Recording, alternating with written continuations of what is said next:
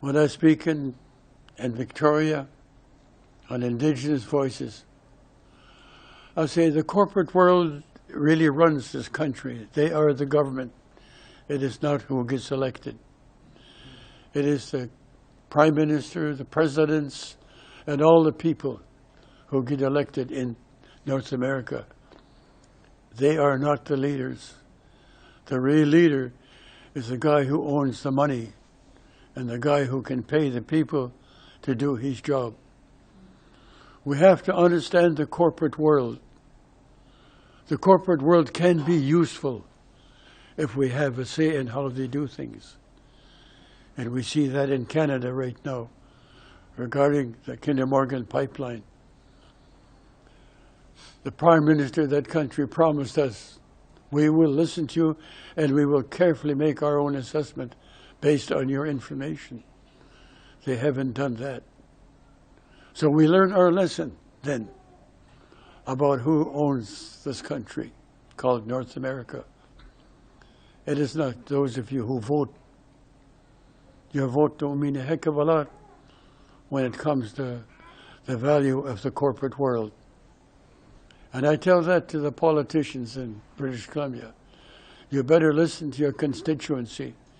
If you don't hear what they're saying, you have no business representing them.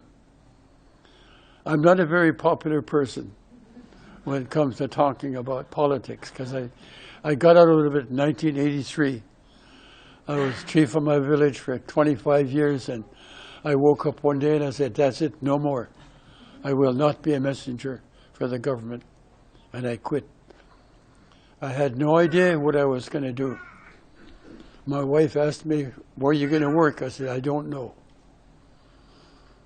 What about the kids? I don't know. We're just going to have to work hard.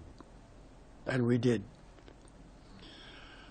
So, Oren, I want to thank you for the words that you've brought not only here, but across the continent and other countries. You've been the voice from the east, from where the sun rises, they say. And that voice has been good for us. You've cautioned us, like many other leaders have cautioned us. I'm half Nez Perce. My mother was a Nez Perce woman. And her families went to war in this country. And one of the stories that I read from their history, when the Nez Perce were at war, and some of the Nez Perce and other tribes joined the army to fight against the Nez Perce. And they said, we were sad when we saw our brothers on the other side fighting against us. And that again is another lesson. Sometimes our people cross the line and they become part of the problem that we are striving to protect Mother Earth. So as we train our young leaders, we have to make sure they understand the values, the culture, the history, to make sure they understand what it is. The tiniest little ant is important to us. The serpent that crawls on the ground, they are messengers too. All of these things meant something to us. And maybe, Oren, you didn't know you were talking about us, but you were in your talk across the country. So I want to thank you on behalf of the Coast Salish people and those of us who live what we call the Se'su Ostelmuch, the people who live at the edge of the water. I want to thank you for the words and the messages that you've brought, not only in this continent, but across the world.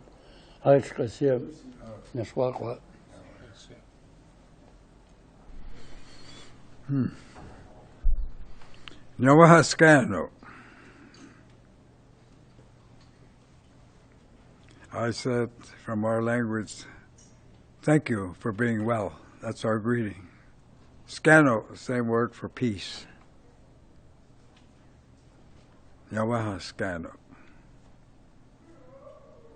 And in our language, your answer is Kwasha Dogus.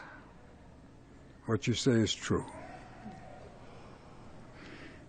It's I was so pleased to come to Lummi country again, and it's been on my mind for a long time. First, I want to introduce myself. My name is Joy Grisel. Tahuni, not I'm Wolf Clan. And my mother was Wolf, Seneca Nation. My father was an Eel, Onondaga Nation.